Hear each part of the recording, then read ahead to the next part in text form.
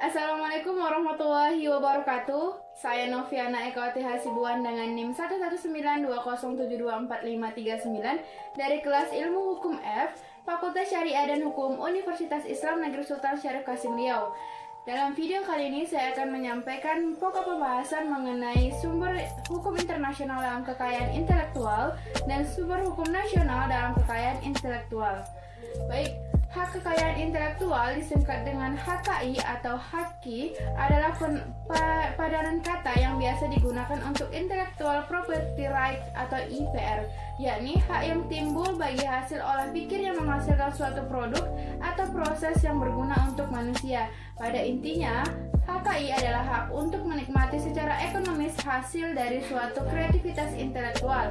Objek yang diatur dalam HKI adalah karya-karya yang timbul atau lahir karena kemampuan intelektual manusia.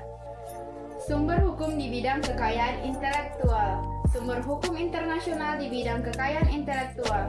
Masa sebelum terbentuknya WIPO telah dibentuk instrumen hukum internasional yang mengatur hukum kekayaan intelektual. WIPO atau World Intellectual Property Organization terdapat 26 perjanjian internasional yang dikelola oleh WIPO. Kemudian TRIPS, WTO, Agreement on Trade Related Aspect of Intellectual Property Rights.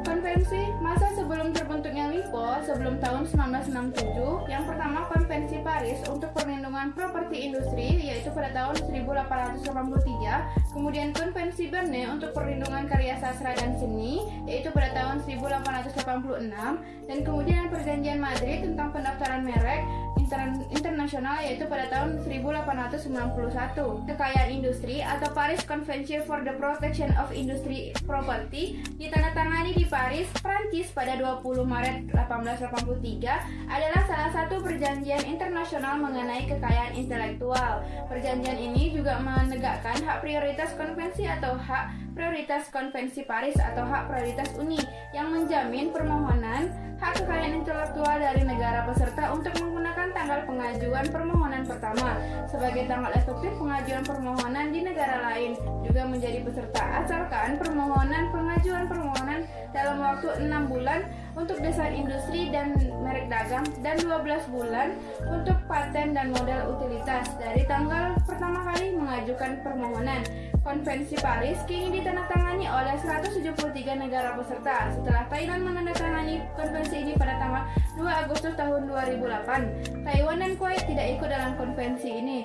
Namun sesuai dengan pasal 27 Undang-Undang Paten Taiwan, Taiwan mengakui klaim prioritas dari negara-negara peserta konvensi Paris. Adapun ketentuan dalam Konvensi Paris dapat dibagi menjadi 4 kategori utama. Yang pertama, berisi aturan hukum substantif yang menjamin hak dasar yang dikenal sebagai hak kesamaan status di setiap negara anggota. Yang kedua, menetapkan hak dasar lain yang dikenal sebagai hak prioritas. Yang ketiga, mendefinisikan sejumlah aturan umum di bidang hukum substansif, baik aturan menetapkan hak dan kewajiban orang perseorangan dan badan hukum atau aturan-aturan yang membutuhkan atau mengizinkan negara-negara anggota untuk memberlakukan undang-undang berikut aturan. Yang keempat, adanya kerangka administrasi yang telah dibentuk oleh menetapkan konvensi ini dan termasuk klausa akhir konvensi. Arti penting Konvensi Paris sebagai rezim perlindungan hak cipta atau HAKI di dunia yaitu sebagai dasar legal global pertama yang berfokus pada perlindungan hak kepemilikan atau hak. Ada Konvensi Berne. Setelah Konvensi Paris digulirkan sebagai momentum awal penghargaan hak intelektualitas manusia, khususnya di bidang hak milik. Proses ini kemudian dilanjutkan dengan munculnya Konvensi Berne yang dibentuk pada tahun 1886, yang lahir karena konvensi ini lahir karena pada akhir tahun 1900-an karya-karya cipta telah menjadi elemen penting dalam perdagangan internasional. Konvensi Berne pada saat pembentukan dikenal sebagai Berne Convention for the Protection of Literary and Artistic Work. Pada awalnya, negara-negara Eropa menjadi penandatangan pertama untuk melegitimasi peraturan hak cipta secara lebih luas. Pada awalnya, tujuan dari konvensi ini adalah mengenalkan hak cipta secara nasional. Adapun perlindungan yang diberikan merupakan perlindungan atas copyright atau hak cipta yang meliputi literary dan artistic work atau karya seni dan kesastraan. serta semua karya yang dihasilkan dalam bidang kesastraan, kesenian, dan ilmu pengetahuan. Kedua bidang pengaturan ilmiah yang kemudian dikelompokkan dalam intellectual property. Ada Perjanjian Madrid. Protokol Madrid diawali dengan adanya Sistem Madrid, di mana Sistem Madrid sendiri diawali dengan lahirnya kesepakatan dari 5 negara, yaitu Prancis, Swiss, Tunisia, Spanyol, dan Belgia. Pada tahun 1891, kelima negara tersebut menandatangani persetujuan di kota Madrid, Spanyol, dengan ide membangun sistem pendaftaran internasional dapat memberikan perlindungan merek di antara negara-negara anggotanya. Persetujuan Madrid mengatur tentang tata cara permohonan dan efek dari permohonan tersebut, bahasa resmi yang digunakan, serta jangka waktu perlindungan dan perpanjangannya, perubahan terhadap pendaftaran merek maupun kemungkinan untuk pembatalan pendaftaran merek internasional. Adapun keunggulan International Registration of Mark berdasarkan Protokol Madrid adalah sebagai berikut. Yang pertama, kepraktisan. Yang kedua, penghematan dari sisi anggaran. Yang ketiga, penghematan waktu. Yang keempat, perluasan perlindungan pada negara baru yang baru bergabung dalam sistem ini. Yang kelima, adanya pilihan kepada para pendaftar merek mengenai filing debt berdasarkan pada National Application atau berdasarkan pada National Registration. Adapun kelemahan International Registration of Mark Madrid sistem berdasarkan Protokol Madrid diantaranya: yang pertama, prinsip ketergantungan di negara asal. Madrid Protokol menerapkan prinsip ketergantungan, yaitu central attack pada pendaftaran di negara asal untuk 5 tahun pertama mengikuti filing data pendaftaran internasional. Yang kedua, perlu sumber daya manusia yang mahir berbahasa asing dan teknologi canggih serta teliti. Yang ketiga, ada negara yang tidak siap akan menjadi negara market. Yang keempat, ada negara yang tidak siap akan terjebak dalam arus globalisasi. Selanjutnya ada WIPO, yaitu World Intellectual Property Organization, dalam rangka mengelola dan menangani hal-hal yang berkaitan dengan perlindungan hak milik, perindustrian, dan hak cipta tersebut.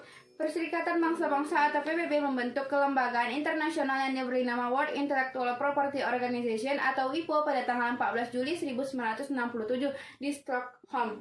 Sebelum WIPO lahir, ada badan yang bernama Bureau International Nox Reunies pour la Protection de la Property Intellectual atau BIRP yang didirikan pada tahun 1893 di Prancis untuk mengawasi Konvensi Berne dan Konvensi Paris. Pada dasarnya, WIPO didirikan untuk melindungi hak cipta dan kebudayaan yang dimiliki oleh negara-negara anggota PBB. Hal ini sangat penting terutama jika ada kasus di mana sebuah negara mengklaim suatu alat musik tertentu misalnya, tetapi ada negara yang mengklaim sebagai kebudayaan aslinya. Pembentukan WIPO didasarkan atas konvensi Establishing the World Intellectual Property Organization. Nah, tugas-tugas WIPO dalam haki antara lain: yang pertama, mengurus kerjasama administrasi pembentukan perjanjian atau traktat internasional dalam rangka perlindungan hak kekayaan intelektual. Yang kedua, mengembangkan dan melindungi hak kekayaan intelektual di seluruh dunia, mengadakan kerjasama dengan organisasi internasional lainnya, mendorong dibentuknya perjanjian atau traktat internasional yang baru dan memodernisasi legislasi nasional, memberikan bantuan kepada negara-negara berkembang, kemudian mengumpulkan dan menyebarluaskan informasi serta mengembangkan kerjasama administratif di antara negara-negara anggota. Kemudian ada 26 perjanjian internasional di bawah koordinasi WIPO, baik sebelum maupun setelah terbentuknya organisasi ini. Yang pertama ada Perjanjian Kerjasama Paten atau PCT. Yang kedua ada Konvensi Brusel terkait distribusi sinyal pembawa program dan ditransmisikan oleh satelit. Yang ketiga ada Perjanjian Budapest tentang pengakuan internasional deposit mikroorganisme untuk keperluan prosedur paten. Ada Perjanjian Stockholm, ada Perjanjian Nairobi, Perjanjian Wina, Perjanjian Washington, dan Perjanjian Hukum Merek Dagang. Dan Perjanjian Hak Cipta WIPO atau WCT, Traktat Pertunjukan dan Fonogram WIPO, kemudian Perjanjian Hukum Paten, Protokol terkait Kesepakatan Madrid tentang pendaftaran merek, kemudian Perjanjian Beijing, dan terakhir Perjanjian Marrakesh. Ada TRIPS WTO. Pembentukan TRIPS sebagai instrumen hukum pengelolaan hak kekayaan intelektual dunia sebenarnya tidak lepas dari pelaksanaan Uruguay Round tahun 1990. Kanada sebagai salah satu anggota General Agreement on Traffic and Trade atau GATT secara formal mengusulkan pembentukan suatu badan perdagangan internasional. Usulan ini ditanggapi positif oleh anggota GATT. Pada bulan Desember 1991 dikeluarkan suatu rancangan terhadap mengenai hasil perundingan yang di dalamnya mencakup pula usulan pembentukan suatu organisasi perdagangan internasional yang baru. Usulan ini kemudian disahkan dan menjadi persetujuan akhir yang disebut dengan Persetujuan Pembentukan World Trade Organization atau WTO dan ditandatangani oleh negara-negara GATT pada tahun 1947 pada tanggal 15 April 1994 di Marrakesh, Maroko. Persetujuan pembentukan WTO ini secara jelas menyatakan berdirinya WTO sebagai organisasi perdagangan internasional.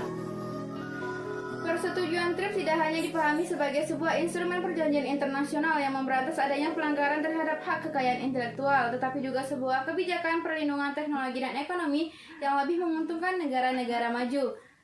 Adapun tujuan persetujuan TRIPS antara lain yang pertama mengurangi penyimpangan dan hambatan perdagangan internasional. Yang kedua, menjamin bahwa tindakan dan prosedur untuk menegakkan hak kekayaan intelektual tidak menjadi kendala bagi perdagangan yang sah.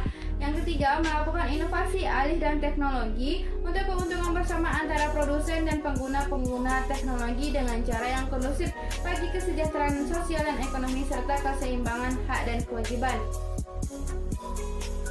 Kemudian, Agreement on Trade-Related Aspect of Intellectual Property World Trade Organization. Yang pertama, mengakomodasi perlindungan haki sebagai suatu masalah perdagangan.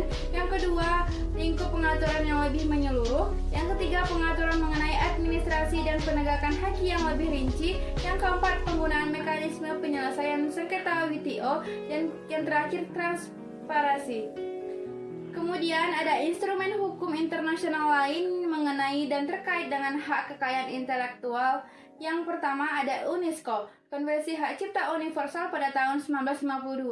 Yang kedua, Konvensi untuk Perlindungan Barang Tak Berwujud Warisan Budaya pada tahun 2003. Dan yang ketiga, Konvensi tentang Perlindungan dan Promosi Keanekaragaman Ekspresi Budaya pada tahun 2005. Kemudian ada Uni Internasional untuk Perlindungan Varietas Tanaman Baru atau UPOV, Konvensi Internasional untuk Perlindungan Varietas Baru Tanaman. Perjanjian internasional ini diadopsi dari Paris pada tahun 1961 dan direvisi pada tahun 1972, 1978, dan 1991. Selanjutnya, hukum nasional dalam kekayaan intelektual. Yang pertama ada hak cipta. Hak cipta diatur dalam Undang-Undang Nomor 28 Tahun 2016 tentang hak cipta. Hak cipta ialah hak eksklusif bagi pencipta maupun penerima hak untuk mengumumkan atau memperbanyak ciptaannya atau memberi izin untuk itu dengan tidak mengurangi pembatasan-pembatasan menurut peraturan perundang-undangan yang berlaku.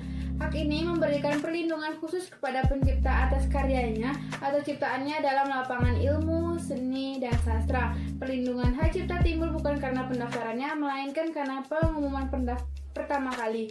Hak cipta adalah hak eksklusif pencipta yang timbul secara otomatis berdasarkan prinsip deklaratif. Setelah suatu ciptaan diwujudkan dalam bentuk nyata tanpa mengurangi pembatasan sesuai dengan ketentuan peraturan perundang-undangan. Dengan kata lain, pencipta atau penerima hak memiliki hak eksklusif untuk mengumumkan atau memperbanyak ciptaannya atau memberikan izin untuk itu dengan tidak mengurangi pembatasan-pembatasan perundang-undangan yang berlaku menurut peraturan. Selanjutnya yang kedua ada paten. Paten diatur dalam Undang-Undang Nomor 13 Tahun 2016 tentang paten. Paten ialah hak eksklusif yang diberikan oleh negara kepada inventor pada hasil invensinya di bidang teknologi yang untuk selama waktu tertentu melaksanakan sendiri invensinya tersebut atau memberikan persetujuan kepada orang lain untuk melaksanakannya. Paten atau oktroi adalah suatu hak khusus yang diberikan oleh undang-undang bagi suatu pendapatan atau penemuan baru atau perbaikan atas pendapatan yang baru atau cara bekerja yang baru di dalam bidang industri. Yang ketiga ada merek. Merek diatur dalam Undang-Undang Nomor 20 Tahun 2016 tentang merek. Hak atas merek ialah hak khusus yang diberikan negara kepada pemilik merek yang terdaftar dalam daftar umum merek untuk menggunakan atas tanda sebagai mereknya atau memberikan izin kepada pihak lain untuk menggunakannya. Objek pengaturan merek ialah karya-karya yang berupa tanda, baik berupa gambar, nama, kata, huruf-huruf, angka-angka, atau susunan warna yang memiliki tanda pembeda dan digunakan pada kegiatan perdagangan barang dan jasa. Memiliki daya pembeda, artinya memiliki kekuatan sebagai tanda atau tidak rumit atau tidak sederhana yang digunakan untuk membedakan hasil perusahaan atau dengan yang lainnya. Yang keempat ada rahasia dagang. Rahasia dagang di Indonesia diatur dalam Undang-Undang Nomor 30 Tahun 2000 tentang rahasia dagang. Perlindungan rahasia dagang berlangsung otomatis dan tanpa masa perlindungan batas. Hak rahasia dagang adalah informasi yang tidak diketahui oleh umum di bidang teknologi dan atau bisnis, mempunyai nilai ekonomis karena berguna dalam kegiatan usaha dan dijaga kerahasiaannya oleh pemilik rahasia dagang. Kemudian, objek pengaturan rahasia dagang meliputi metode produksi, metode pengolahan, metode penjualan atau informasi di bidang teknologi dan atau bisnis yang memiliki nilai ekonomis dan tidak diketahui oleh masyarakat umum. Rahasia dagang adalah informasi yang tidak diketahui oleh umum di bidang teknologi dan atau bisnis di mana mempunyai nilai ekonomis karena berguna dalam kegiatan usaha dan dijaga kerahasiaannya oleh pemilik rahasia dagang. Selanjutnya, yang kelima ada desain industri. Desain industri saat ini di Indonesia sudah mempunyai undang-undang yang mengaturnya, yaitu Undang-Undang Nomor 31 Tahun 2000 tentang desain industri. Desain industri adalah suatu kreasi tentang bentuk, konfigurasi atau komposisi garis atau warna, atau garis dan warna atau gabungan daripadanya, yang berbentuk 3 dimensi atau 2 dimensi, serta dapat dipakai untuk menghasilkan suatu produk, barang, komoditas industri atau kerajinan tangan. Ciri-ciri pokoknya ialah kemampuannya untuk digunakan secara berulang-ulang dalam kegiatan proses industri dan mengandung estetika produk. Apabila ciri-ciri produk ini ada pada karya seseorang atau sekelompok orang, maka termasuk ke dalam karya yang dapat dilindungi sebagai desain produk industri atau desain industrial. Desain industri atau industrial design adalah seni terapan di mana estetika dan usability atau kemudahan dalam menggunakan suatu barang disempurnakan. Desain industri menghasilkan kreasi tentang bentuk, konfigurasi atau komposisi garis atau warna dan garis dan warna atau gabungannya yang berbentuk 3 dimensi atau 2 dimensi. Selanjutnya ada yang keenam, perlindungan varietas tanaman diatur dalam Undang-Undang Nomor 29 Tahun 2000 tentang perlindungan varietas tanaman. Dalam pasal 1 angka 1 yang dimaksud dengan varietas tanaman adalah perlindungan khusus yang diberikan kepada negara yang dalam hal ini diwakili oleh pemerintah dan pelaksanaannya dilakukan oleh kantor perlindungan varietas tanaman terhadap varietas tanaman yang dihasilkan oleh pemulia tanaman melalui kegiatan pemuliaan tanaman. Perlindungan varietas tanaman atau PVT atau hak pemuliaan tanaman merupakan hak kekayaan intelektual yang diberikan kepada pihak pemulia tanaman atau pemegang VT untuk memegang kendali secara eksklusif terhadap bahan perbanyakan, mencakup benih, stek, anakan atau jaringan biakan, dan material yang dipanen atau bunga potong, buah, potongan daun dari suatu varietas tanaman baru untuk digunakan dalam jangka waktu yang telah ditentukan. Suatu kultivar yang didaftarkan untuk mendapatkan PVT harus memiliki karakteristik berikut antara lain: baru, unik, seragam, stabil, dan telah diberi nama. Yang terakhir, yang ketujuh, ada desain tata letak sirkuit terpadu. Ketentuan desain tata letak sirkuit terpadu terdapat dalam Undang-Undang Nomor 32 Tahun 2000 tentang desain tata letak sirkuit terpadu. Hak desain tata letak sirkuit terpadu adalah hak eksklusif yang diberikan oleh negara Republik Indonesia kepada pendesain atas hasil kreasinya untuk selama jangka waktu tertentu, melaksanakan sendiri atau memberikan persetujuannya kepada pihak lain untuk melaksanakan hal tersebut. Itulah tadi pemaparan materi mengenai sumber hukum internasional, kekayaan intelektual, dan sumber hukum nasional, kekayaan intelektual. Apabila ada terdapat kesalahan dan kekurangan dalam penyampaian materi, saya mohon maaf. Akhir kata, wabillahi taufiq wal hidayah. Wassalamualaikum warahmatullahi wabarakatuh.